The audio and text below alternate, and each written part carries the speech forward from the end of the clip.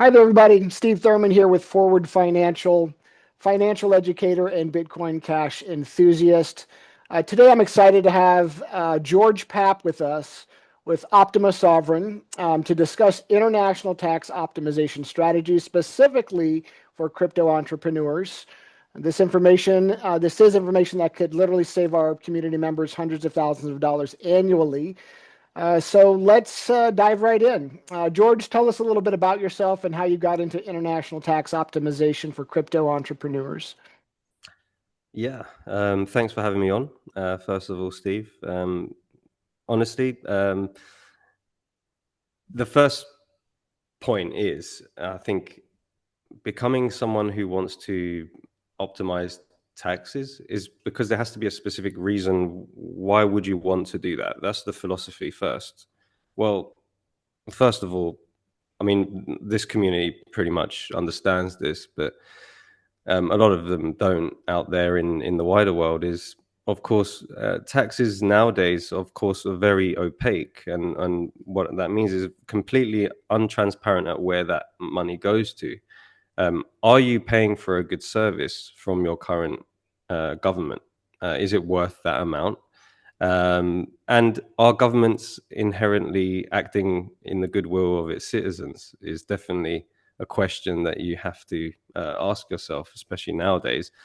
And I think inherently governments actually end up becoming what they are today. They grow from something small, they have the centralized power, and they always invite, let's say, the most power hungry control freak types to run the show, and it ends up growing.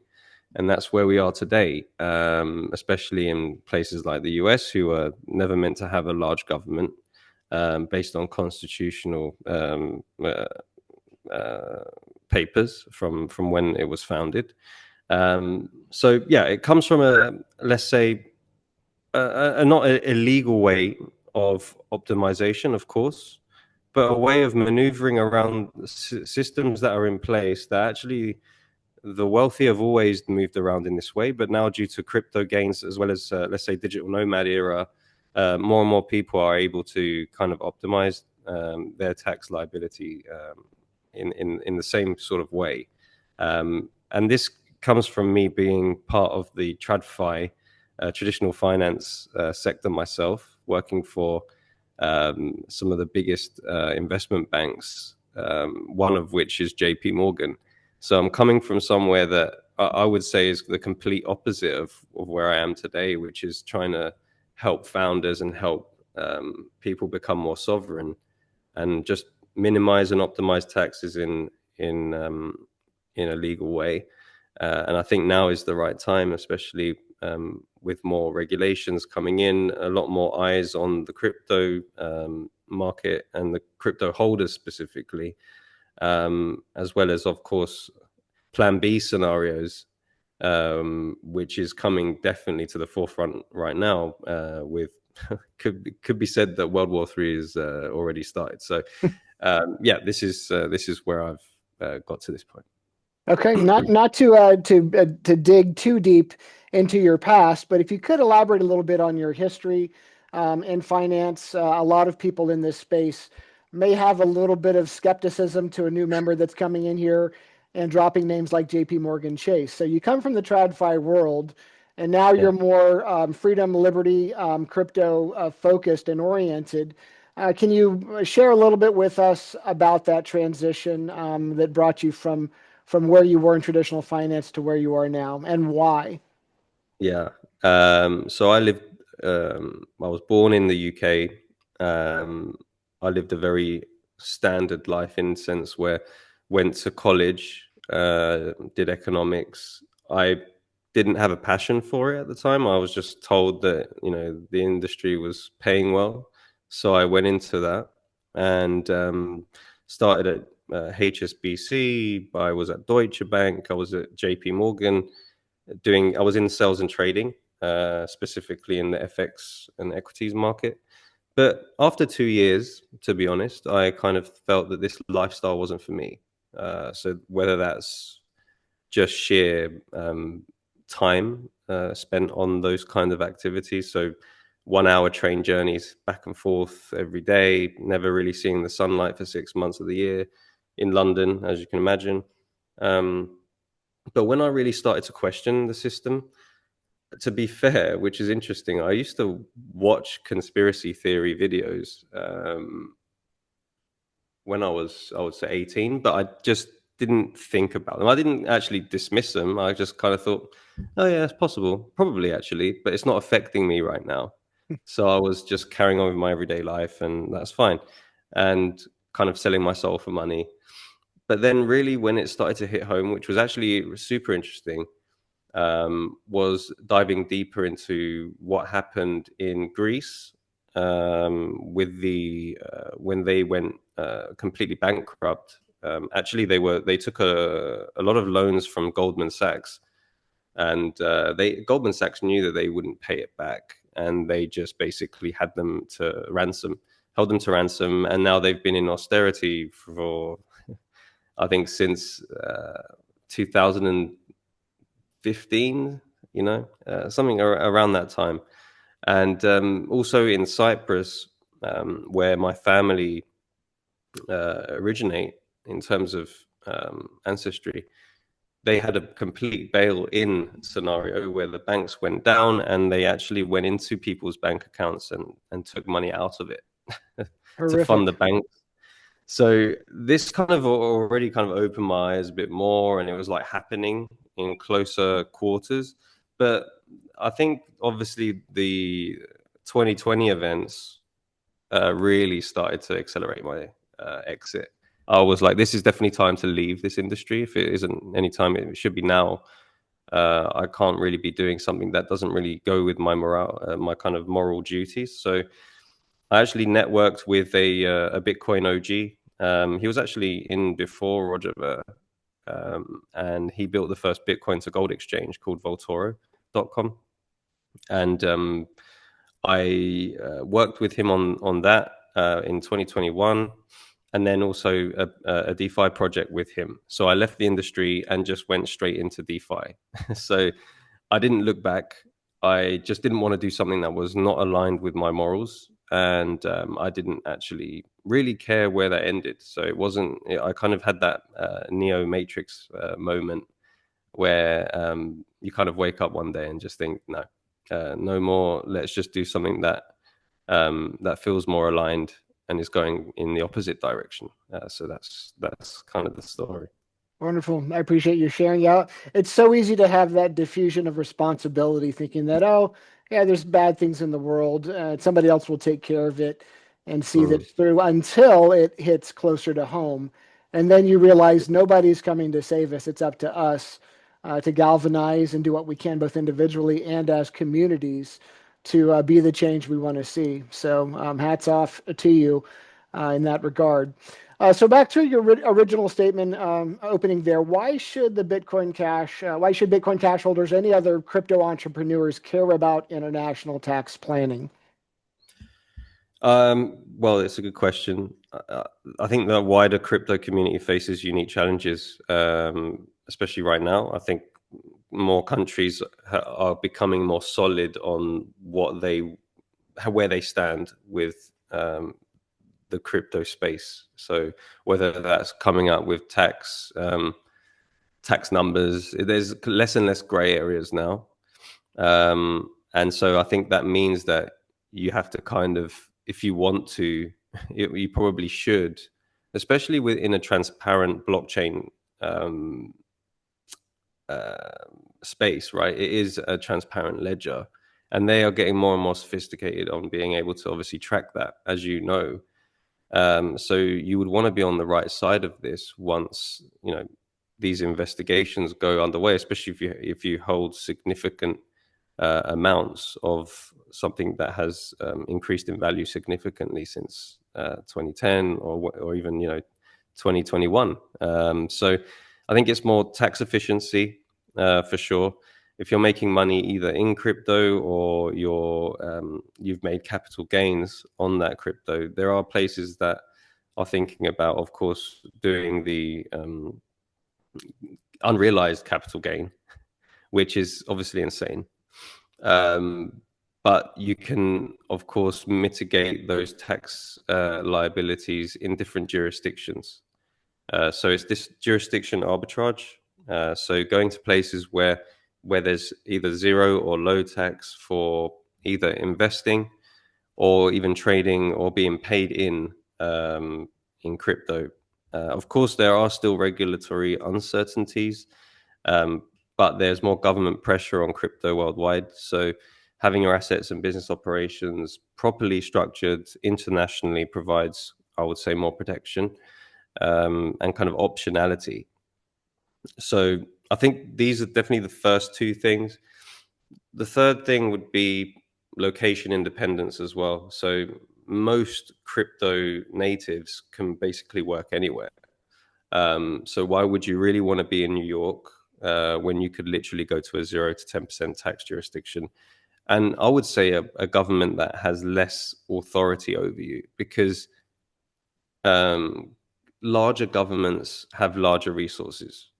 You want an inefficient government to be in your jurisdiction, if anything. You either want them to be completely inefficient or lack the resources. So or at least have a stance. For example, the United Arab Emirates or Dubai, the UAE, that in that part of the world, they have a stance right now, which is very pro crypto. So this is, and they have definitely got the resources. So at least they have upfront given you where they stand, and it's actually made it a crypto hub in the Middle East. So yeah, these are the I would say the three main parts. And then there's asset protection. Having crypto makes you a target. I think international structures have become more and more prominent and more of an ask based on legal protection. So having these asset protection models and vehicles are going to become more and more needed as we move forward. And to be fair, you've seen historical precedences with the gold confiscations of 1933 during that inflationary time.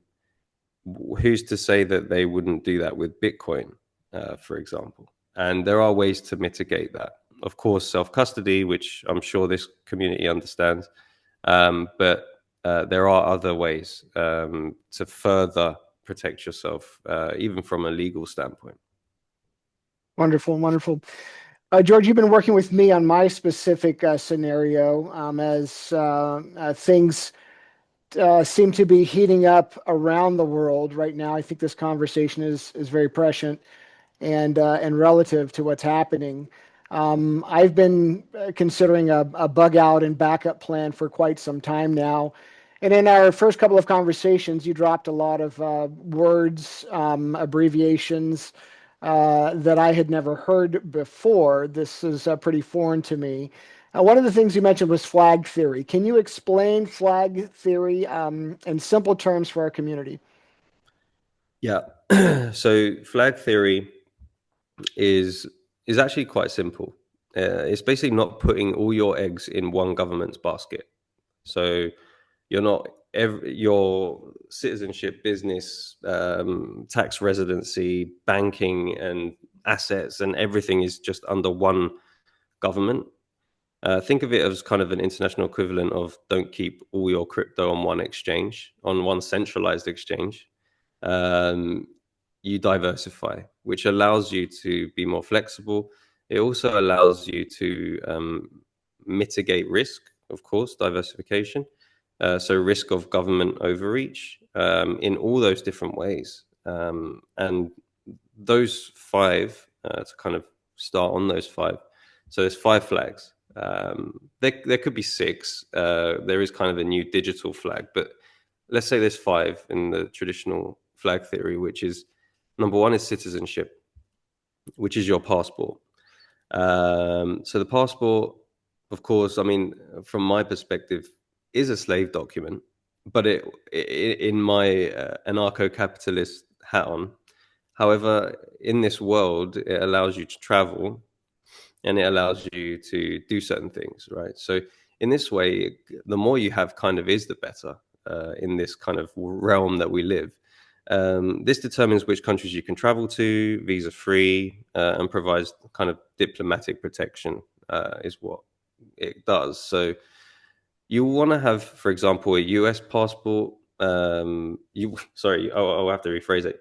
You wouldn't want to have a US passport, but you would want to have maybe a tier one passport because it allows you to do more things. It allows you to go more places. It has more rights, for example. But you would actually want to have a tier B passport as well, or potentially others. The more, the better, because you have more options to live. So one problem with the US passport, in my opinion, is that obviously the IRS follows a US passport holder anywhere it goes. So you still have to report to the IRS wherever you go around the world, even though you don't stay in the US. Even if you don't stay in the US for a day in that year, they still want your tax money. And I think actually it won't just be limited to the US. I believe that the UK will probably do something like that pretty soon because you're seeing a mass exodus of millionaires and billionaires. You're also going to probably see that some places in the EU, especially places like France, who have already discussed this. So you would want to have potentially a backup plan to that. And it's not just for tax purposes. This could be just for plan B purposes, right? If you just have one passport, you're tied to whatever that country does. And if there's wars happening, which there looks like there could be a grand one happening pretty soon, you would want to have a passport that's kind of neutral or is not part of any of this. And there are ways to do that. Of course, there's different ways to get that second passport, but also it allows you to travel to that country, and it allows you to travel to countries that passport allows you to travel to. And also, when you're crossing borders, it might look better if they're not part of a war, or at least a neutral place. So that's the citizenship flag. There's many benefits to that, for sure. Then there's the tax residence. So citizenship is just a passport. It doesn't mean that's where you pay tax. Although with the US, again, it's kind of slightly different. Although there are ways to navigate this, not really to zero, unless you renounce. But there are ways to obviously reduce. But with tax residence, it's where you are legally resident for tax purposes. This is huge because it determines which governments gets the tax money, basically. Now, the days of like not being a resident anywhere, like being a nomad, spending under 6 months, I think like kind of bouncing between different jurisdictions, 6 months here, 6 months here, because you're under 183 days, you're not classed as a tax citizen anywhere, tax resident anywhere. I think those days are going to be very, very much limited, and they are closing that. There are a lot of kind of ways that they track people, especially with more facial recognition, cracking down on these sorts of, let's say, nomads. This will be a non-viable option, I think, moving forward. So tax residence should be picked at a place where is, in my opinion, as low as tax as possible, but also a place that you're willing to spend that certain amount of time that they require you to stay there for, as well. Because a tax residency usually means you would have to stay there for at least 6 months of a year. But there are exclusions from that. There are definitely jurisdictions that don't require you to stay for that much of the time there, and we'll get into that. So tax residence is second flag. Third flag is business, where your company is incorporated. This affects obviously corporate taxation and regulations for that business. You would really, in this community, want a crypto-friendly jurisdiction, not a jurisdiction that, let's say, is kind of doesn't allow you to, or at least in theory, doesn't allow you to do any blockchain or crypto activity. So business is what the cash flow from your business goes into. So it's that corporation.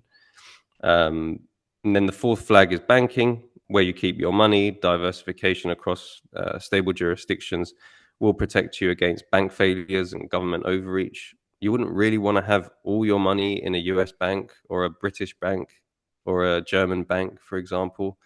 especially with their, let's say, they're more.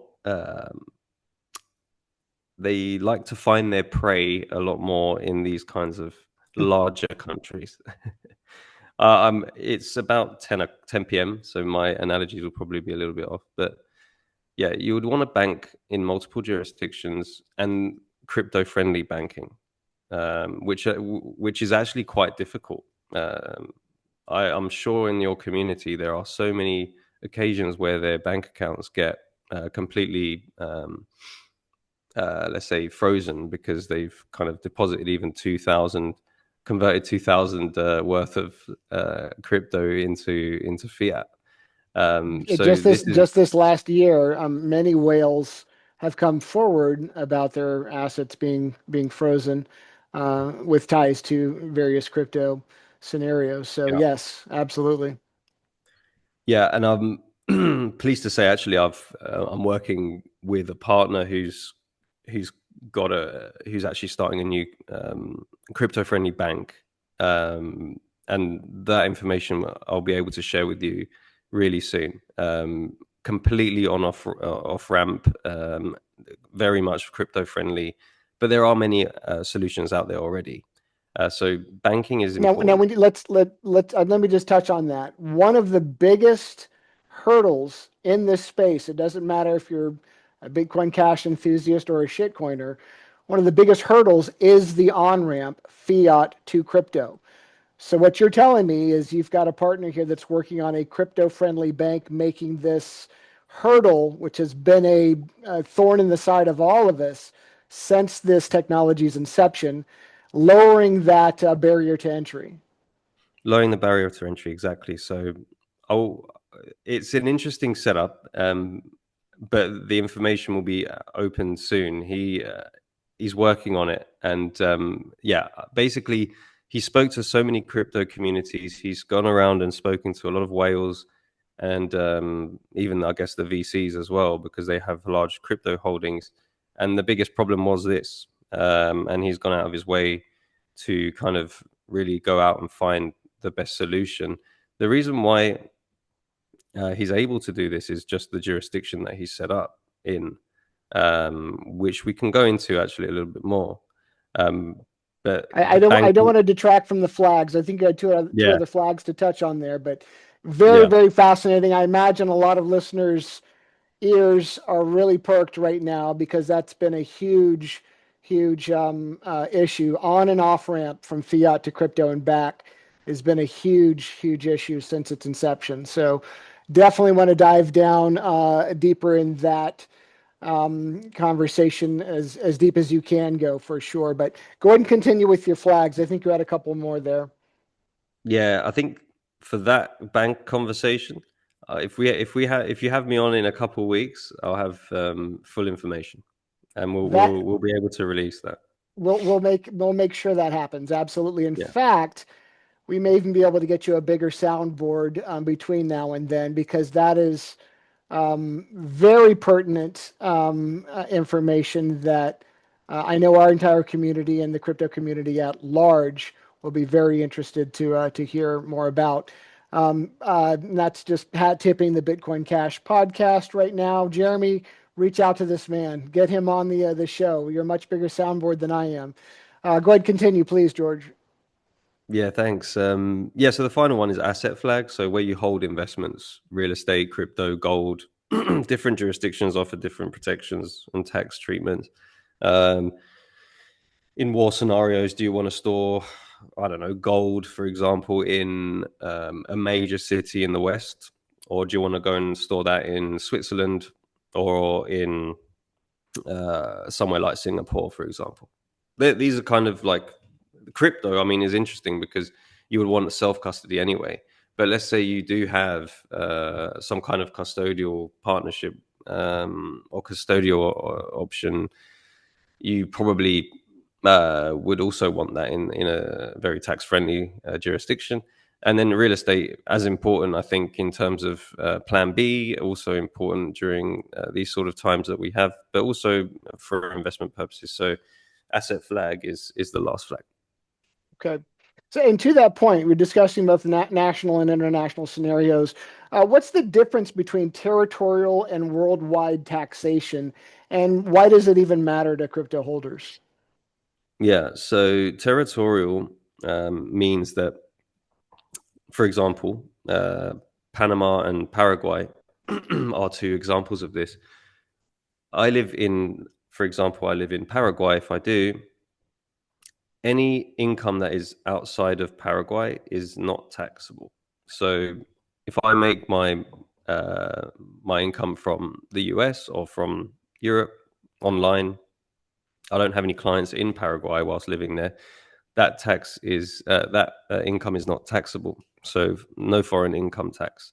That's territorial, and those are awesome. So, and they're usually in places like Paraguay, where who really is going to be a client of yours from Paraguay? So that's an example of territorial. And then you've got worldwide, which is pretty much most of the world, where any income that you make from anywhere in the world is taxable in that jurisdiction that you're a tax resident in. So I'm in the UK, for example. I make money online selling services within the crypto space. The crypto company is now a Seychelles company who pays me. That's taxable as the UK would claim tax on worldwide income. So those are the two differences. Okay. And I guess just kind of tagging on to that point, my next question was which jurisdictions work best for Bitcoin Cash entrepreneurs or crypto communities in general, and why? You mentioned Paraguay, so I'm guessing that's going to be on that list. It is, What other countries, what other jurisdictions? yeah. I mean, Paraguay is only like it's the easiest to gain, but the infrastructure in Paraguay, is it optimal, right? Like, so it kind of is. It's definitely something that the person in the individual has to choose, right? Are they willing to pay a little bit of tax for something that offers exactly what they want, right? So it is a give and take. It's not like, okay, let's go to Paraguay, even though I don't like what it offers, for example. I think Paraguay is a hidden gem. Obviously, it's pure territorial tax, so 0% on foreign income. No minimum residency requirements. You can visit once per year. No real restrictions on crypto activity. Pretty easy banking because you don't have to bank in Paraguay. So pretty stable as well in terms of political. So that's Paraguay. Um, Panama is good as well as a business hub. They also have territorial taxation. It's got better infrastructure, I would say. They have a strong kind of rule of law, and established kind of international business center now. A lot of I would say entrepreneurs are moving there. It does require 183 plus days for physical presence. It's higher setup costs, but I would say that Panama is a good option, but in a similar way to Paraguay. Now we're talking more of the main players that a lot of people tend to go to, and that's Singapore. Pretty much world class everything. Also, territorial taxation. Excellent for crypto businesses, with especially with Asian operations. A lot of investment is required. Obviously, it's a higher cost of living compared to the first two, but it's, I would say, more world class if you want to be in a city that is an area that is definitely more aligned business wise. And I would say this as well about the UAE. 0% income tax, personal income tax, very much a growing crypto hub, of course. You're seeing Token 2049 there, and a lot of events. Great for Middle East and Africa operations. It does require more physical presence, but it's also a good lifestyle. It's definitely a good option for trading, because if you have 0% personal income tax um, as a trader, that's pretty awesome. So I would say that It depends what your lifestyle choices are. As I mentioned, Singapore and the UAE are major cities. I mean, Singapore's an island, but these are major hubs for business. But then you got somewhere like Paraguay, which is kind of like a super plan B, just leave me alone type vibe. So these are the sort of jurisdictions that I look for, but there are more.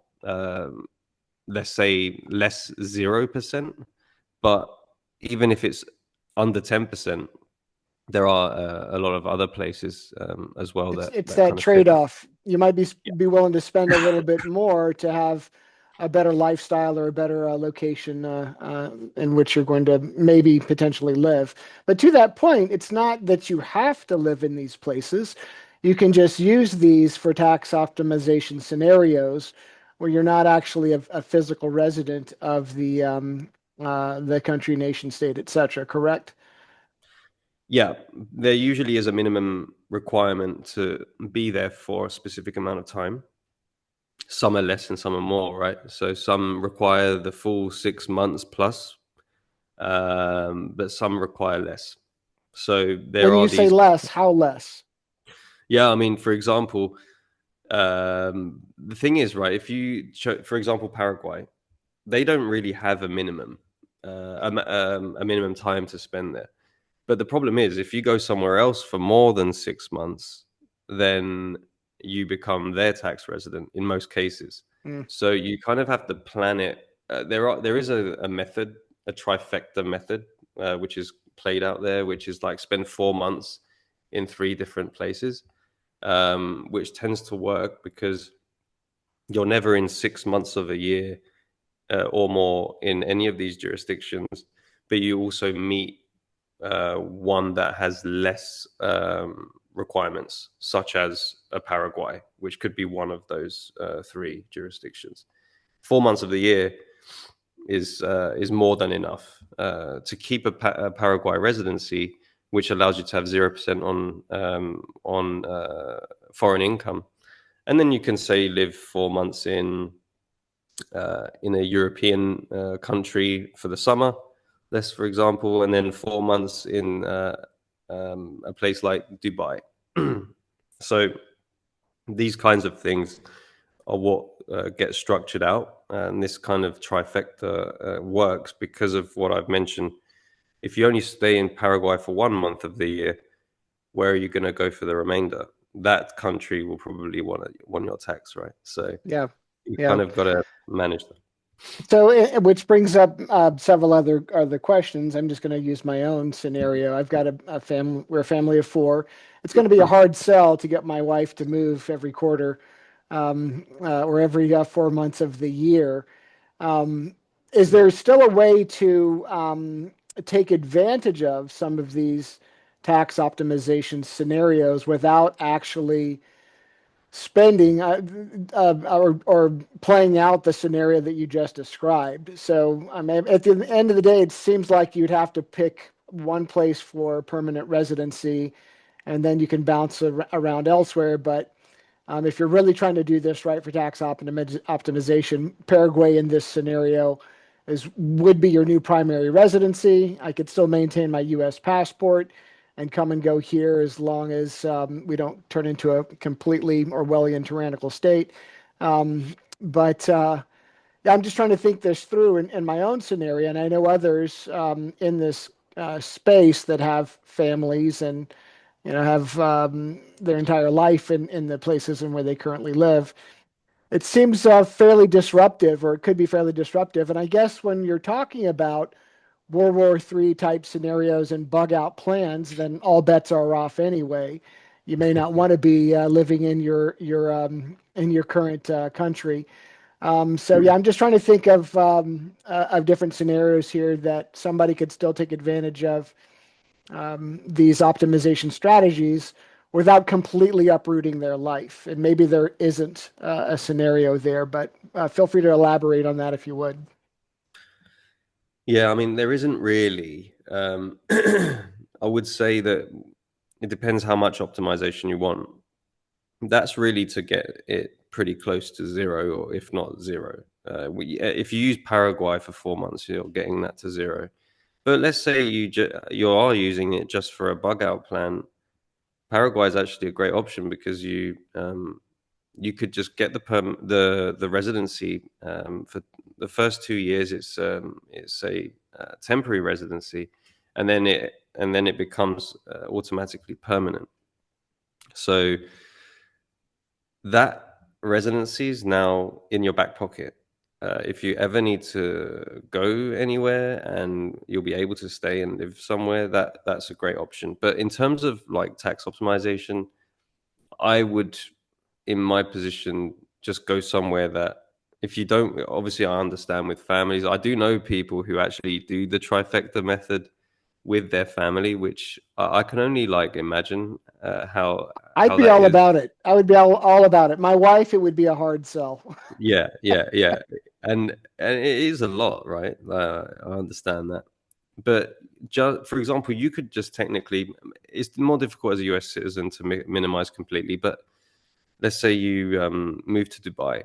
Now, Dubai has that 0% personal income tax, so you could technically live in Dubai and really reduce your taxes close to zero. They have a business tax of 9%. So if you incorporate a business, which usually has to happen, so you do have a business tax of 9%, and then a personal income tax of 0%. So Dubai is there, but for example, if you wanted to go to Paraguay, Panama, you could technically live there full time and have completely 0% taxes. Yes, but with a US passport, no, which is another thing. The options for US citizens are, of course, uh, if you've heard of uh, being in Puerto Rico, I think that's pretty much the only way for a US citizen to basically reduce to zero. Um, but again, you have to stay there for more than 6 months of the year. And on top of that, even if you do leave, there are ways of reducing it slightly. The first 120K of income is actually written off. Foreign earned income exemption allows you to write off the first 120K of income. But anything more than that is taxable. So the other way is obviously renouncing, but you would need another passport. So that's why a lot of high net worth individuals have multiple passports. And renouncing is a big decision as well. So it's not, you may not be able to return that easily. So this is, Which brings it's up a just kind good of a point. family planning. Can an individual truly be sovereign on this planet? It's like if you're not tied to a nation state of some sort, you're just lost in the woods of kind of. I mean, can somebody truly be sovereign and not tied with some kind of tracking scenario to a nation state? Is it even possible? It is possible, but it will mean that you can renounce. I actually know someone in the UK who has no passport. He has nothing. He has no documents anymore. Um, Perfectly legally claims under natural law, which is the common law.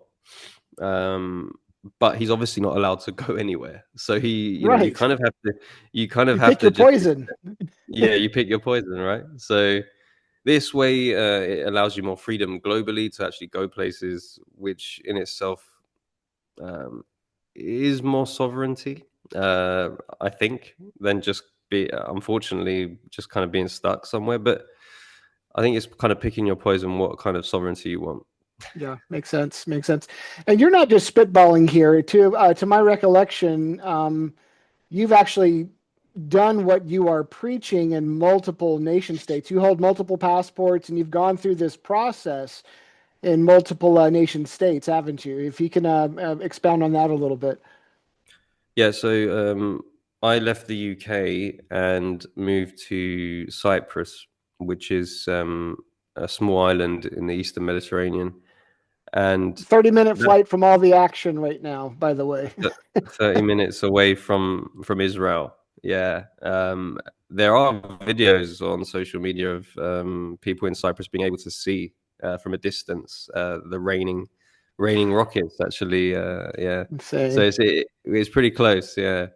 Um, which is an interesting choice, right? I actually chose it because at the time I wasn't even thinking about this type of sovereignty. I knew already that the tax situation was definitely a lot more easy than the UK.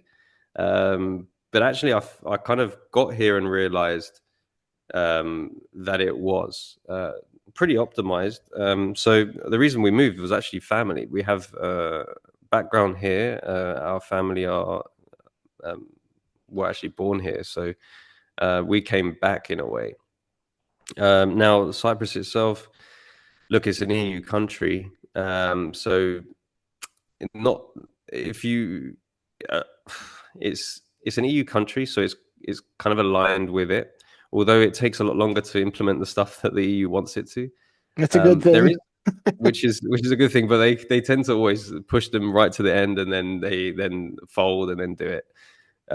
But the good thing about Cyprus as a non-domiciled resident, non-domiciled tax resident, is for 17 years, you basically pay 0% on dividends, 0% on capital gains, 0% on wealth tax, 0% inheritance tax, um, withholding. So 0% on basically almost everything. And that includes crypto. So if you're a long-term holder of crypto, you can cash out at 0% in Cyprus. Um, as a trader, no. If you're seen as you're making income in crypto, then that classes as personal income. So slightly different. Um, the corporation tax here is 12.5%. But you can withdraw all your income or revenue out as dividends at 0%. So the only tax you pay is 12.5%. And obviously that can be further reduced through obviously costs of running a business, etc. So it's not fully optimized. I'm not exactly in South America or even not too far from here, the UAE, but it was just a personal choice. Now, for sure, there's going to be Plan Bs in place soon. I plan to go to Paraguay very soon to gain the temporary residency as a Plan B option, and that's just due to obviously how close we are to the war zone, but also I want more access to wider markets. So not to just be EU centric, of course. You don't want to be really in just an EU country with everything you have in there. Although I bank outside of Cyprus, I don't bank in Cyprus. You can also operate an international company. No issues with that, of course. You can operate. On top of that, you would also want to have other aspects in place. So citizenships, you can get citizenships by descent, and this is where I managed to get the Cyprus passport. Because if I was just a UK citizen right now, I wouldn't, and they left the EU, I have no real access to live anywhere else but the UK, which is insane. Mm-hmm. So with the Cyprus passport, I'm now allowed to actually live anywhere within the European zone. So that's a big benefit. But then I would definitely uh, starting to look at other alternatives to kind of expand that globally. Got it. Yeah, I was a big proponent of Brexit, but it does come with its drawbacks for sure. Yeah, I For mean, sure. taking the power away from the EU is great, Yeah. but I think that Britain on its own is also a breaking, definitely a broken ship. But yeah, well, and to that point, they don't have the sea power they once had. So, Not at all. Yeah, exactly. what are some of the biggest mistakes you see crypto entrepreneurs making? And to pigtail on that question, if you could maybe touch a little bit on Roger Vere's case. I don't know how up to speed you are on his case. Some would argue he made no mistake at all. He was just a victim of the shitty system we're all subjected to. But if you can, maybe touch on Roger's case specifically, and then just talk about some of the biggest mistakes you see crypto entrepreneurs making in general. Yeah, I think kind of the mistakes, like generally, before we get into Roger's case, the mistakes I would say is more staying in a high tax jurisdiction unnecessarily. Now it's different if you have families, there's ties and all of that, but there are a lot of crypto natives who are just still sitting in California or in London or in Paris or wherever, just consistently paying those close to 50% taxes potentially, right? When they could easily just go from between 0 and 10 elsewhere. So that's already a massive increase in buying purchasing power. Plus, a lot of these places obviously have a lower cost of living, so you're kind of exponentially increasing your value there and your purchasing power. So I would also say mixing personal and business crypto activities is a huge one, and it's easily done because obviously let's say the Bitcoin Cash holdings that you have, they're definitely treated differently to kind of crypto business income.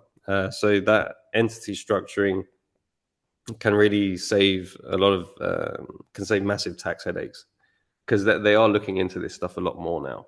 And I think that mixing wallets, which I think a lot of us have been potentially at fault for this because we've just kind of been testing for so long and moving these funds and not really thinking about, let's say, government intervention too much.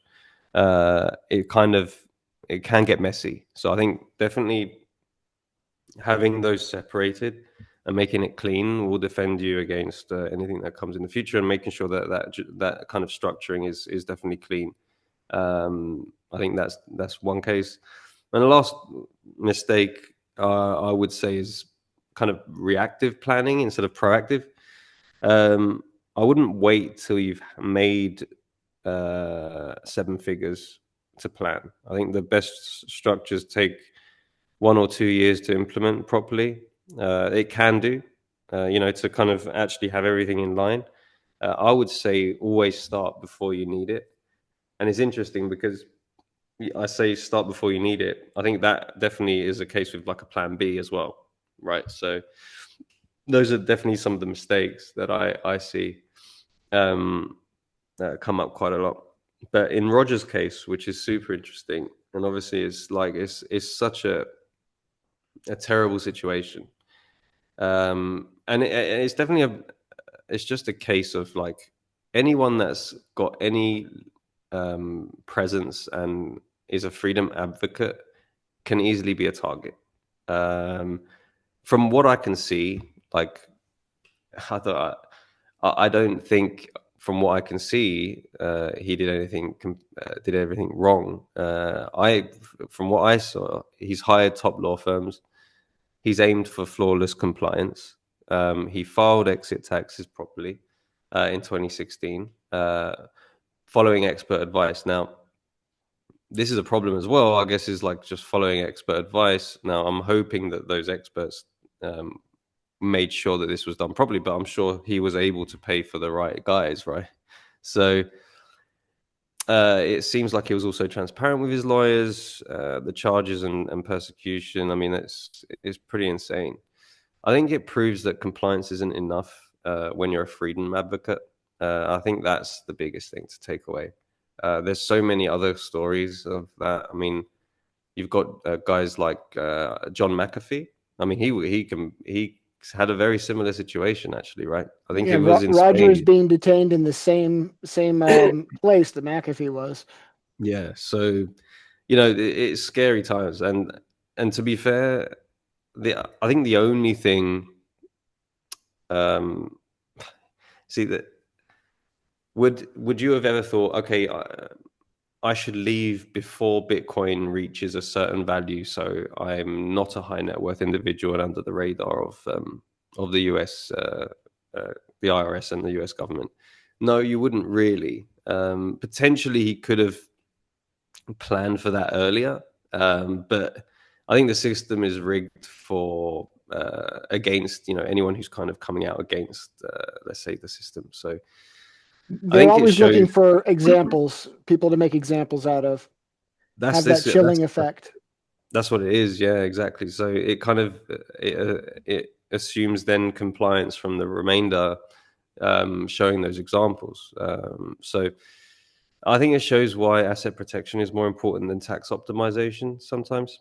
Um, it was actually being in reach of the US authorities that I think was what kind of got him there. I think he should have kind of never traveled anywhere with US extradition treaties, um, especially after becoming a high profile government critic. So Mhm. I think that could have been something, I mean, but then you're potentially restricting yourself again, but he potentially didn't want to do that. But, going to countries like, places that don't have any treaties with the US in this regard could have probably helped him. Uh, Paraguay is one. I mean, obviously the Russia and China and all these guys are also one, but it's quite a difficult sell to go there. But the UAE is one. They don't actually have. They have an extradition treaty, but the UAE protects its residents quite well. And then you've got Serbia, no extradition treaty with the US. Um, that's from historical issues that they've had. Switzerland, they have an extradition treaty, but very high legal standards. So there are some places that maybe he could have ended up. Now, Um, in Roger's case, he obviously didn't know he was going to be nabbed in yeah, Spain, and I think it was just a stopover on his way to another destination. But to your point, if you're going to be critical of the powers that be, maybe there are a few nation states that you might reconsider spending any amount of time in. Is that what you're saying? yeah. I mean, if I don't know how long he was there, but if you're saying it's like a day, I mean, it proves the point of they were potentially waiting for him to be in a jurisdiction where they were able to do this. Yeah, Um, and hence John McAfee is a similar position. yeah. It's very interesting, but it's very sad. And once you become that kind of high-profile government critic, it's you're in a difficult position. And I think, for example, Edward Snowden, we touched on this before.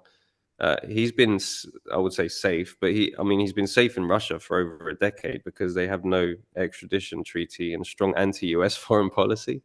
So it's not practical for most people, but that principle applies. It's almost ironic, isn't it? Yeah, How that yeah, works. But yeah.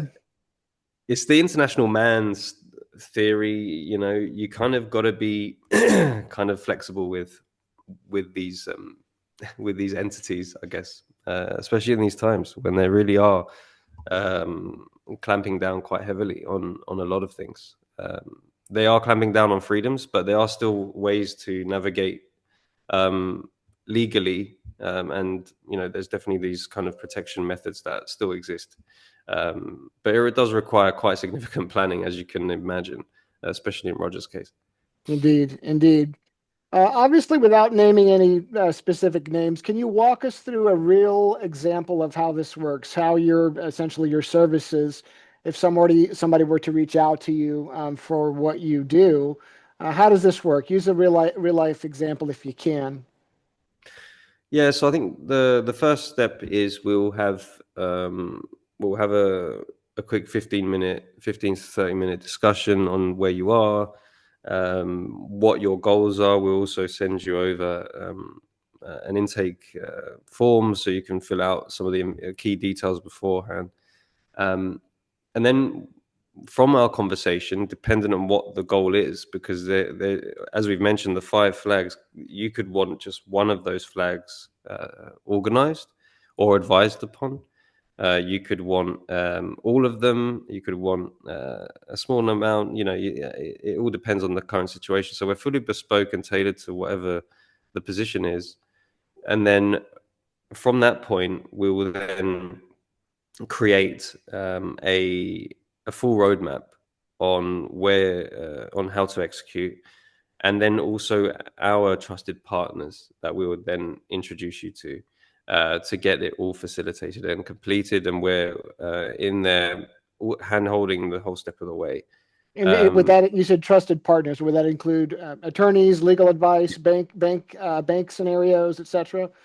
Yeah, so those are basically lawyers, attorneys who are obviously the professionals, and they're the ones who are legally able to process, let's say, incorporations.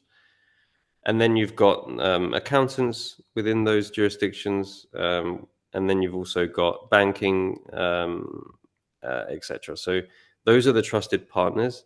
We sit in the middle, because what I found is there are international tax lawyers, but very expensive, also very hard to find. And then what I've noticed is a lot of these attorneys and lawyers are very focused, obviously, on their own jurisdiction. So they don't have the combined knowledge of jurisdiction arbitrage. So we kind of sit in that place where we understand multiple jurisdictions, and then we can point in the right direction, create the structures and the flows on what works, and then the execution phase goes with the actual, the legal side, the lawyers, the attorneys, and then the accountants for accounting purposes later down the line, and the banks. So yeah, this is kind of where we sit. And and we also handhold throughout the whole process. As you can imagine, going through these kinds of processes, that it's completely um, mundane, and there's a lot of form filling, and there's a lot of exchanges between individuals, a lot of emails, and a lot of these kind of due diligence work. So we sit in the middle and make sure that this kind of becomes quite an easy flow, and it actually works, because I've made mistakes in the past. I've set up incorrect companies that didn't work based on wrong advice, especially when I first started my own um, uh, work remotely. Um, it was the completely wrong advice, and so I realized that. And then I tried to ask the guys locally, the attorneys locally, and they had no idea. So it was becoming clear to me that there needs to be more clarity on someone who can piece together these puzzles, and what works for each person, and then put those pieces together and make sure that it's functioning, and make sure that it actually gets done in the time frame that's required. And usually that is as soon as possible, right? So yeah, this is where we kind of come in. Good deal. Good deal. Can you touch on some specific strategies that work particularly well for crypto holders, crypto holdings? Holdings. Well, yeah, I think that when it comes to flag theory, we've kind of discussed it. Making sure that those flags are in places that are crypto friendly. And we've touched upon a few of those places. There are places actually we didn't touch upon, like El Salvador, for example, who's very crypto friendly, right? And I think that's one to touch on, but they're not, maybe it's not for everybody to live somewhere like that. Prospera is a new entity, new economic zone, technically in Honduras, which is it's on the island of Roatan. Basically, it's an Is economic. it on the island or is it a separate island of its own? I believe it's on Roatan. I need to double Okay. check. Actually. Yeah, I need to double check that. Okay. I'm not familiar with the area, but it's close or nearby or on Okay. Roatan. But All right. it's basically run by crypto natives, anarcho-capitalist slash libertarian. I would say libertarian, actually, more libertarianly minded guys, like Patrick Friedman, who's the grandson of Milton Friedman. Um, Awesome. And you said this is who's called Prospera? Prospera, yeah. Okay. Bitcoin's legal tender. You can open DAOs, DAO entities there. You can also open a business there and run it remotely from a different country, of course. Nothing stopping you from doing that. 0% tax on non-residents. So if you don't live there, it's 0%. If you live there, it's only 1% on revenue. Very crypto friendly. They even have crypto banking partnerships as well. So crypto friendly banking partnerships. So in terms of crypto, good places. I mean, look, a lot of people that we know in the space are in the UAE. They're in places like El Salvador, of course, potentially Panama, Switzerland, Portugal. Portugal's still good, although I believe they're changing pretty soon or have done already. I would. It is an EU place, so it's not always going to be a potentially crypto friendly for very long. But again, the flag theory actually still applies to crypto folks, because more and more it becomes part of the. It's coming more and more into the actual normal Web 2 space. It's kind of basically part of that now, and there's regulations in place. The flag theory becomes more relevant, and you're going to have those strategies in place. I think for companies, obviously, a lot of crypto businesses are based out of BVI because they have no crypto specific restrictions. Cook Islands has no crypto restrictions. You've got St. Kitts and Nevis, no capital gains. So you've got a few options, but I think it depends on what you want. Again, each individual is different. It all depends on where you want to live, where your business is going to be based out of, citizenship again, and resident tax residency. So I don't think it. I think pretty much all of the jurisdictions I've mentioned today can work and are moldable in different ways to someone's specific needs. Got it. Got it. You mentioned some aspects of the legal side of this. How do you folks ensure your client that everything stays legal and compliant in this process? Yeah, so we cannot technically advise. So what we do is we just follow the obviously the information that's coming out of these different nations and keep up to date with that information. And then what we do is we have proven frameworks which have been either used for a while, that have worked, that we know have worked for clients or for what we know in the industry. And we map out these kind of let's say frameworks, these structures. But in terms of actual legality and making sure that it's fully compliant, we partner with lawyers and these attorneys in different jurisdictions, and that allows us to be fully compliant. And that's where we pass over a client to these specific guys for that, because otherwise, we can't advise technically. This is kind of education. But in terms of legal and compliance, we make sure that we're partnered in each jurisdiction with a trusted lawyer, accountants, etc., which make sure that everything is, of course, compliant and legal. And this is the most important thing. And they're trusted partners, so you won't have to try and find one yourself. So this is where we come in as well. Wonderful, wonderful. Let's get down to some brass tacks here, George. How long does this process typically take, and what kind of investment are we talking about here? So first call takes 15 minutes. Then what we'll do is we'll map out, if you're happy, post call, we'll map out, sorry, we'll have our call, initial discovery. And then what we'll discuss is, if you wanted to continue, we'll then have a full strategy discussion, which can last between 60 and 90 minutes, or even longer, to be honest, just to make sure that we have everything mapped out based on our intake form that you've filled out, and our first 15-20 minute initial discussion based on your goals. Then what we'll do is for $497, we will have a further 1 to 2 hour call mapping out fully your whole structure based on an full optimization on what your specific goals are across all flag theory if required, or if it's just this is more for I would say more complex inquiries.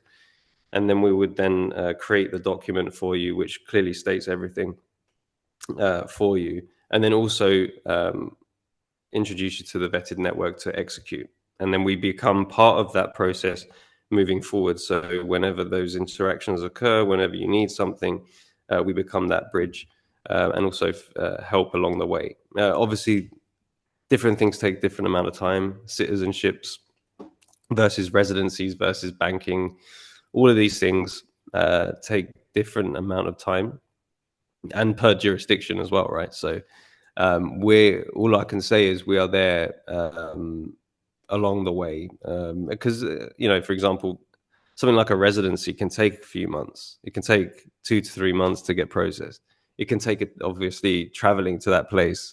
So we make sure that you're in the right hands for that process. And instead of, let's say, a full mapping session and you just want us to execute on something, we can do that without obviously the $497 consultation. We can just happily there to help in terms of just facilitating the execution of, let's say, a residency or a specific citizenship, just because we have the contacts who can do that. We're happy to just help on that regard. So the consultation is more on someone who doesn't really know what they are doing, let's say, or they want the most optimized flag theory or multiple let's say multiple custom plan. I think this is more that side of things. But if you already know what you're doing, you just want an execution, we can take over and help with that. And yeah. And I would assume that someone can procure your services in Bitcoin Cash, correct? Oh yeah. All right. Preferred.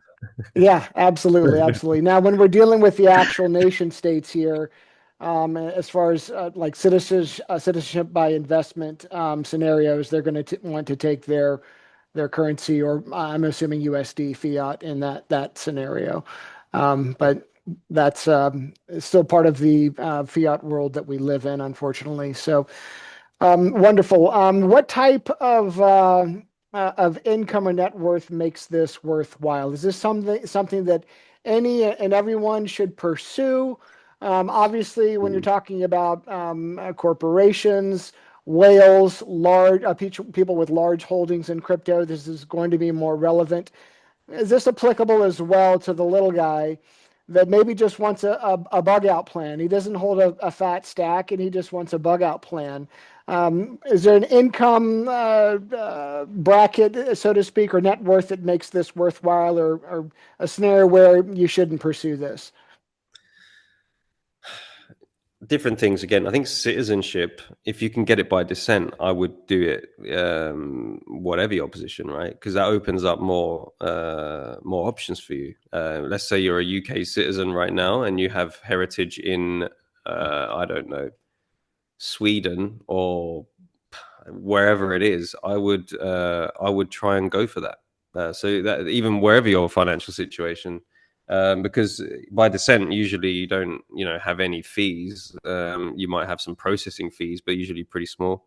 For example, with the Cyprus passport, I don't remember paying much, or if not anything, for it. So it might have just had some documentation fee of like €40 or something. So yeah, for example, this citizenships for sure I think is always worth it. Now, when it comes to business, yeah, I mean, would you really want to set up a Panama entity if you're earning maybe 2K a month or something? Probably not worth that sort of level, because you then have to look at the tax brackets in your nation. Usually, if you're up to 20K or whatever it is in your specific jurisdiction, it's tax free. So is there any point in having a company which takes you have to pay for every year to maintain? probably not. So yeah, I mean, I would say usually once you're kind of at that maybe 100K a year mark, it kind of as an income, you're looking at more sophisticated. You're starting to look into these kinds of things. I would say net worth. Yeah, I mean, you're always going to need, I think, asset protection in this world, especially with crypto now. And I think that at the end of the day, with business income and revenue, yes, there is, I think, a kind of a ceiling, but sorry, a minimum. But I think for a lot of the other stuff, Plan Bs, I think you can get a Paraguay residency for a pretty small fraction of a price for what it gives you for potential future hedge. So yeah, I wouldn't say there is a minimum. Maybe only with the business stuff, but when it comes to the other flags, I think totally worth paying for. Okay. Is there anybody that should not pursue international tax optimization? Yeah, I mean, someone who just wants to stay where they are, right? Who has no option, who feels like there's no other option but to stay where they are. I think it's for people who enjoy to find different cultures, but also, of course, be as sovereign as possible in this world where having more slave documents might actually make you a bit more free, which is interesting dynamic. But yeah, this is I only say to people who just are fixated on where they are. I guess isn't good for them, but for most others, I would suggest definitely looking into it. Is because I think it's time to be flexible now. Because anywhere I think right now is could be under threat. So having a backup option or even just a second option just opens up you and your family's protection and options moving forward, because you wouldn't want to just be tied to one place, I think. Yep. Yep. Trying to become a refugee somewhere in a crunch scenario is not a fun situation to be in, I would imagine. Unless you come to the southern border of the U.S., you can just walk across. Well, at least you could. Not so much anymore, but we'll see what happens there. Yeah. With governments becoming more aggressive about crypto regulations, how can crypto holders protect their assets from potential confiscation? I mean, the usual not your keys, not your coins, self custody. These are things everybody should be doing that should be the normal and the standard. Is there any other light you can shed on that in regards to tax optimization or the scenarios in which you're discussing here, protecting someone's assets from potential confiscation? Yeah, I think that's definitely, I mean, you guys know that though. Like you have to have self custody, right? I mean, these centralized exchanges. I mean, there's horror stories everywhere. Uh, you Some know, people have to funds learn their lesson the missing. hard way, unfortunately. Uh, yeah, I mean, I've had my lessons like, especially earlier on. You know, those Telegram messages. When you are asking a problem in a community, and then like just some bot comes and asks you questions, and then says, "I'll solve it. Please give me your key, Yeah. yeah, for your private keys or something to solve to like boost the transaction speed or something." Yeah, so I got done once, and I think everyone does at some point. But We've all definitely, been so there. Thankfully, it was just a yeah, shit coin, but we've all yeah, been yeah, there. yeah, yeah. So I think definitely, of course, self custody. And you would want them on cold storage, really, if anything. But in again, multiple, more diversified, the better. Again, but an interesting one that I think a lot of people don't um, even really know um, is um, is trusts. So it's not for anyone trying to hide money illegally, or people unwilling to maintain proper compliance, etc. This is actually an insane time to, in my opinion, protect yourself from potential confiscation, based on the fact that in 1933, obviously, we had the gold confiscation, based on high inflationary times, and then a lot of gold was confiscated off the people, and then I believe they fixed the price, wasn't it? They did. Why couldn't it happen again with something like Bitcoin?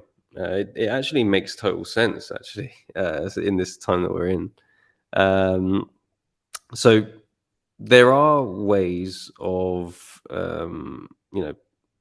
protecting yourself, and I think the modern crypto parallel and the patterns that we're seeing right now is the increasing reporting requirements. We're seeing the exchange surveillance, like we've mentioned with the centralized exchanges. Talk of central bank digital currencies replacing private cryptocurrencies, or just even just crypto in general. I think is insane. Like we're going to have, I think with the stable coins, they're kind of like an on ramp to these CBDCs anyway. Backdoor CBDCs, absolutely. Yeah. Emergency powers have already frozen funds, by the way. Canadian truckers during 2022. So, because the government did not like a certain rhetoric from a population, they froze their Bitcoin, or I believe they froze the Bitcoin transactions, right? So that were going to the truckers at the time. So Yeah, there are, and those helping them, trying to enable them. So it wasn't just the truckers; it was anybody that was even involved with yeah. trying to help their cause. Now, my ANCAP solution, of course, is something private, which is potentially something like a Monero, something that is unable to be traced. But there are other options from a legal standpoint. For example, the Cook Islands Trust, which is something that probably no one ever thinks about, has never ever thought about. It doesn't even know where Cook Islands is. Um, Basically, the trusts are basically, this trust is particularly good. It's the gold standard for asset protection. It's literally bulletproof, and the reasons are it has 2-year statute of limitations on creditor claims. So basically, they they have the if the US wants to investigate the trust, it can do within the first 2 years, but they have to have built a case within 2 years, which is very unlikely. Like they wouldn't even be able to do so. And the burden of proof is beyond reasonable doubt, so it's a criminal standard. There's no recognition of foreign court judgments in the Cook Islands. So the Cook Islands can actually um, basically ignore foreign forced court orders. So it's very interesting that this specific jurisdiction allows this. There was a real world success. These trusts have successfully defended against multi-million-dollar seizure attempts. There were cases where US courts ordered asset surrender, but Cook Islands trustees, so you're not legally holding. See, this is the problem, right? In crypto, we will still want self custody.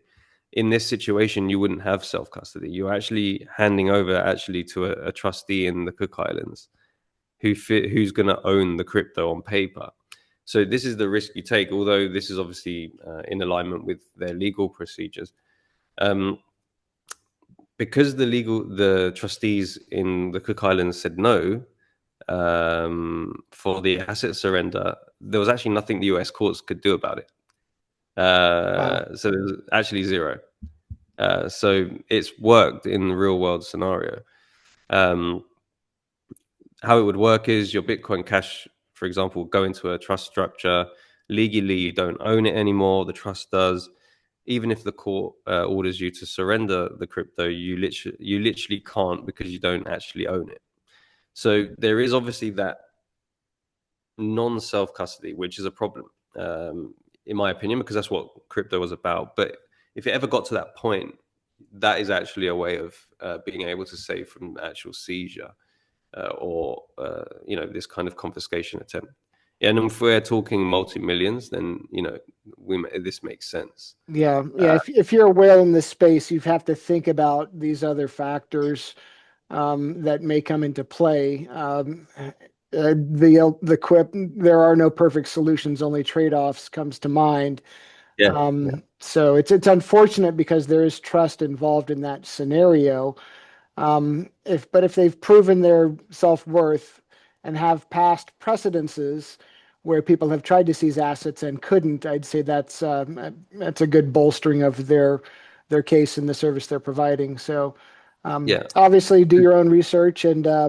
and you've got to discuss amongst yourselves what's best for your scenario. But Because definitely, there are definitely cases of kidnapping at the moment. I've heard quite a few. Right, there's quite a few of that yeah, those scenarios happening, and they're obviously torturing these guys for the seed phrases yeah, in their own personal wallets. Obviously, they can track that yeah. from most cryptocurrencies. So this is kind of where it's at right now, which is a shame. Scary, Yeah.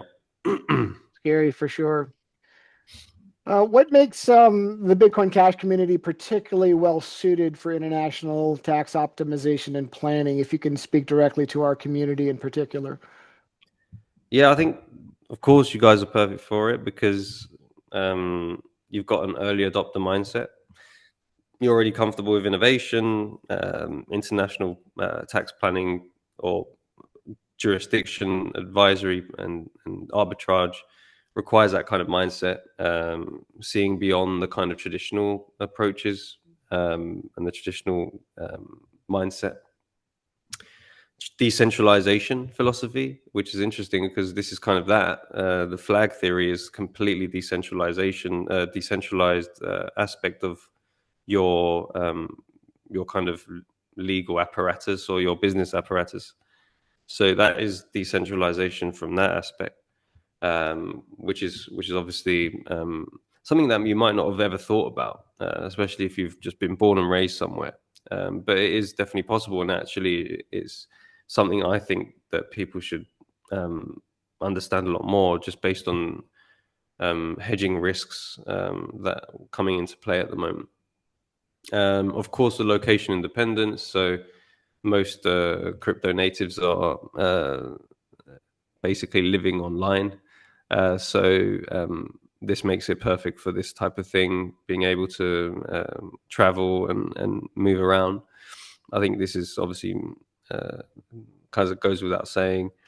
Um, and yeah, I think these are the things that I think make you guys the best sort of target for this, because for you guys as well, you've had that you've been super early on, and you had the mindset of what crypto actually was meant to be for, the cyberpunk slash that ANCAP type mentality, which is this whole thing was actually to get rid of the traditional finance sector, but actually now everyone's inviting them in to basically manipulate it. And I think in this way, you guys have already kind of have that freedom mindset, and this kind of expands that into other areas of your life. And I think it gives you that optionality, which is freedom focused, sovereignty, which is super aligned with the community, in my opinion, because I think you guys as a community are from when I met Steve, and also just from knowing how OG BCH is. You have some of the early players, and that was the ethos back then. And I've seen the space, even because I mean I only entered the space in, let's say, 2020, which is pretty late compared to obviously some of you guys. But I've seen it change since 2020, which is weird. You guys must have seen it change significantly, but I've seen it change from being a freedom focused money to now being like, yeah, BlackRock have bought a whole bunch of Ethereum, price go up, and or oh, this TradFi organization is creating its ETF. It's like this completely changed the rhetoric of the whole space. It is. It's completely Yeah, bastardized, completely yeah, bastardized the original ethos. And Yeah. thankfully, the BCH community has clung to that original ethos of peer-to-peer electronic cash, freedom money for the world. That is what we are definitely all about for sure. Well, you said many buzzwords there that the BCH community will certainly appreciate and latch on to. So appreciate you commenting on that. Can you go over a few of the myths about international tax planning that you hear most often? Uh, yeah, even myself, to be honest, this I was part of it. I mean, it's only for wealthy, like the ultra wealthy people. Like it's literally only for the super rich. Yeah, basically. But obviously, that's not the case. There's more people working online now than ever before. It's opened it up to digital nomads, crypto natives, of course. And you don't actually have to be making millions to really make this work for you. Um, Another myth is it's illegal. Well, it's definitely not illegal. Completely false. It's only illegal when you're hiding money. If you're doing everything legally, which has been done for many years by ultra wealthy individuals, and that's the reason why they have stayed that wealthy. Is actually they have never been extorted, really, because they've been able to arbitrage a lot of this stuff. So it's definitely not illegal. This is all legal for sure in terms of just managing your different flags. It's too complicated to manage. Definitely not if you have a trusted partner. I agree it can be, especially at the beginning. You're kind of like, oh, how do I manage this? Like, there's a lot of moving parts.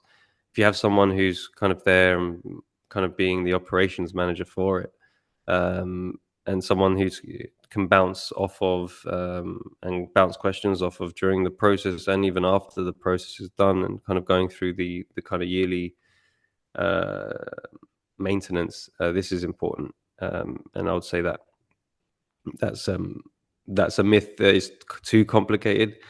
It's just something that is kind of part of it. It's there's a little bit more bureaucracy at times, but it can actually be pretty easy to organize, and it's definitely much more worth your time than in some of the savings that you do have from, let's say, either tax or, of course, Plan B options that you might want. Um, you don't have to, of course, renounce your citizenship in the US to do some of this stuff. Of course, to reduce to zero tax, then yes. But for a lot of the other things I've mentioned, there are optimal ways, even as a US citizen, to benefit from a lot of this. So, yeah, these are some of the things. Got it. Got it. If someone in our community is interested, what should be their first step in this process? Yep. Yeah, so feel free to reach out to me. I've got a Telegram handle, of course. The native crypto guy is always on Telegram. I felt like for the last 4 years I've been living in Telegram. So you can reach out. I'll leave the handle below, and If you can also just tell your handle as well, if you can just yeah, spell it out, maybe. yeah, it's GPG13. GPG13 Yeah. on Telegram. Okay. Yeah, and also you can book a call. I'll have a link for an introductory call to anyone who's interested. We can have a brief chat on your current situation, any I'll kind put of the link in the show notes below. yeah, and any quick fixes or your personal situation we can discuss, and then take the move forward. Yeah. Okay. I guess in closing here, what's your best piece of advice for crypto entrepreneurs thinking about international tax planning? Um, Take action, not just because I help with this, but I would say definitely take action and not kind of just leave this stuff to kind of just go into the next year, into the next year. As you see things ramping up, especially with regulations and surveillance, I think having things in line before, let's say, it gets even more intense, I think having things in line and legal and structured puts you in a perfect place, and you're not going to be running around when it gets to that point. So I would say definitely take action. Make sure you're optimized wherever you are, and yeah, definitely have self custody. But I'm talking to the wrong crowd. This crowd definitely understands what that means. Indeed, indeed. This has gone about twice as long as we expected, but it's been great information. Whenever there's good back and forth, things always go longer than expected. But I appreciate your time. I've got a few rapid fire questions. If you just want to keep them short, quick answers here. Maybe we can get through these really quick here. Best Yeah. jurisdiction for pure crypto trading. Um, Caveat: there is no best. It's always personalized to a person's specific situation, right? Whatever they enjoy. Do they like nature? Then don't really go to Dubai, because I mean they have a desert, but you know. So the UAE is actually a great place, but Paraguay could easily be the same, just as good in terms of tax optimization. But also you're looking at infrastructure, right? So there's so many aspects. There isn't a best, but I think that the ones that I've mentioned today, I think are great. So we're looking at in let's say in the Western Hemisphere, sorry, the Western Hemisphere, the West side, like where the Americas, I would say Panama, Paraguay, Uruguay, which we didn't touch on actually, but Paraguay, Uruguay, Panama, usually the go-to. In Europe, um, I would say, I mean, Malta has some good. Malta and Portugal, I guess, have got more crypto-friendly, especially with trading wise. Um, they're a little bit more strategic, and then obviously in the Middle East, you've got UAE, you've got Singapore and Asia. But again, there's no best. It's actually where would you like to live, and then kind of see where is best for your family and or for you, right? If you're willing to pay that extra tax, that means that it was worth it, right? It should be that. It should Yeah, be that I'm willing to pay for that, right? Not oh, I'm here because I have to pay 50% to pay for basically poor services or no services. Yeah. got it. BCH has a pretty big and growing DeFi space with the inception of Cash Script and Cash tokens. How does this scenario work with DeFi protocols? Yeah, that's interesting because I think with DeFi, you need to obviously. It depends if you're setting up as a structure, like a legal structure of a business. So BVI is usually again where a business is set up in as a project. As I mentioned, there's no crypto specific restrictions. Panama is another option, but also you can set these up as DAOs as well, dependent on the structure of the project, right? So I actually think people should look into Prospera as well. Actually, there is a little bit of a high risk because there are tensions between the Honduras actual main government and Prospera itself. But being super crypto native, you can set it up as I think it's actually the cheapest and quickest form of business you can set up. Um, it's just it could only last for 2 3 years, but there's no problem with that. I mean, you can just shift over to a new business in another jurisdiction and take advantage of what it offers you right now, which is crypto-friendly banking, crypto native jurisdiction, and also they use Bitcoin there, and even the people there are, of course, crypto natives. So, and you can set it up as a DAO legally. The business, the project is a DAO within Prospera too. So, yeah, I would look at these places in terms of setup. Okay. Slowest rapid fire section ever here. What about US reporting requirements? Uh, uh, yeah, I mean, I don't know what even to say to that. You have to. follow what they are. I don't know even how to answer that. What was the question? Uh, Again, this is a list of rapid fire questions. Can you talk about U.S. reporting requirements in this scenario? No, I'm gonna have to skip that one. I'm not actually Okay. sure what that was. Can you maintain a U.S. bank account while engaging in these tax optimization scenarios? Yes, you can Okay. maintain any bank account in any jurisdiction. Just have to watch because sometimes you're using their infrastructure becomes, oh, okay, so you might owe us some taxes. Even though right now that's not the case, it could be at some point because they've done that in Spain. Spain has been a weird one. I never knew that Spain actually was, this preying on on its people because I've heard a few stories out of that country there. How do you handle business partnerships? Um, that's a weird question. Did I put these questions down?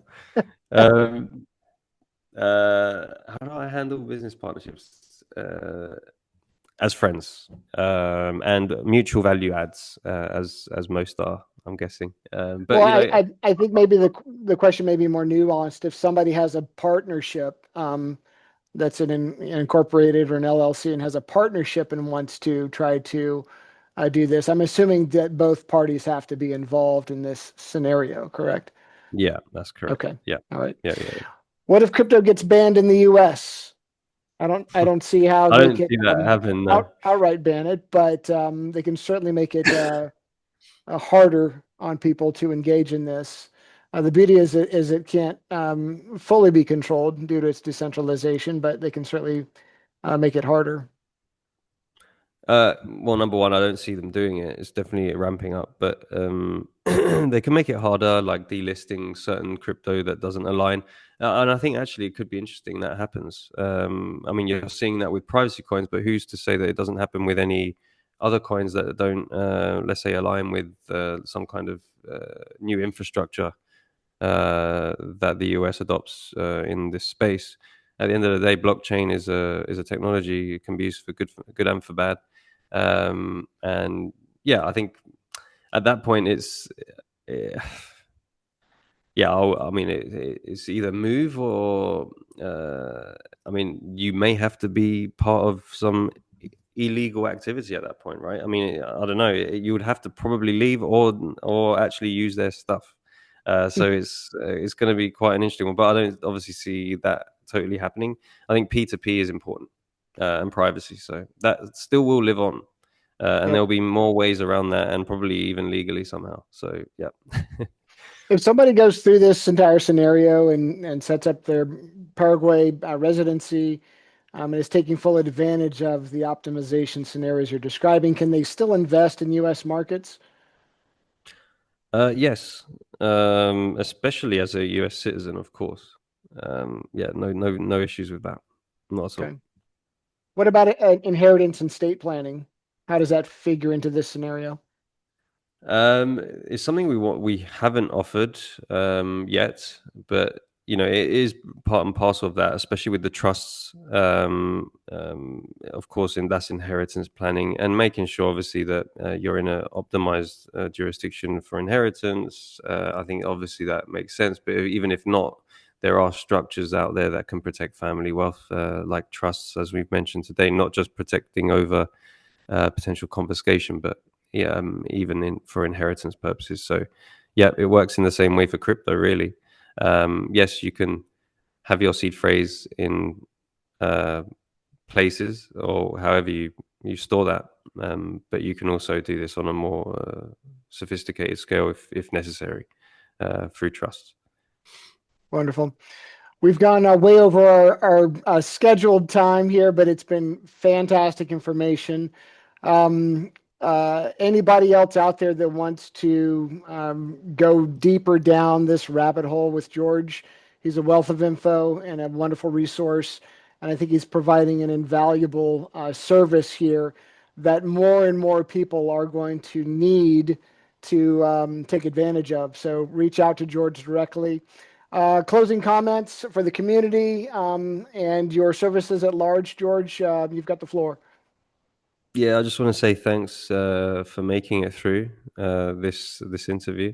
But I also want to say, having spoken to Steve, I didn't know the Bitcoin Cash community this well, that well, to be honest. So it's actually nice to see that original Bitcoin, well, not Bitcoin, but the original ethos of crypto still lives on somewhere. Because We would actually, say original Bitcoin. We think we are the real Bitcoin, but that's also well, a yeah, I should have contentious said that. statement. Yeah, yeah, I'm sure with the other side, yeah, the BSV guys. But I think that seeing a community that still has that ethos is nice to actually see live on. It feels like it's getting smaller versus the mass, but it's just still amazing to see the flame still go. And this is the only reason I actually joined the space. And now I've got, now we're involved with institutions and everything. It's kind of interesting that they followed me into the space from my background, but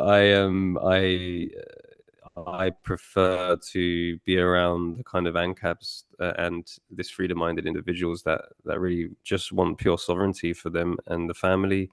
And society in general. So I think this is why I've kind of come into this, because I just want to help people navigate this side of life, which can get complex. But I want to be a trusted partner that actually is aligned with values. Because I think at the end of the day, talking to lawyers, uh, sometimes they just have their own interests. For me, is full sovereignty mode. I just want to help people make sure that they're on the right tracks and optimize for their personal situation, especially with guys that are in the same sort of value house as myself. So yeah, uh, that's it from me. Wonderful, wonderful. George Papp, Optima Sovereign, reach out to him. Thanks so much for your time today, George. Much appreciated. Thanks, Steve. Take care. Likewise.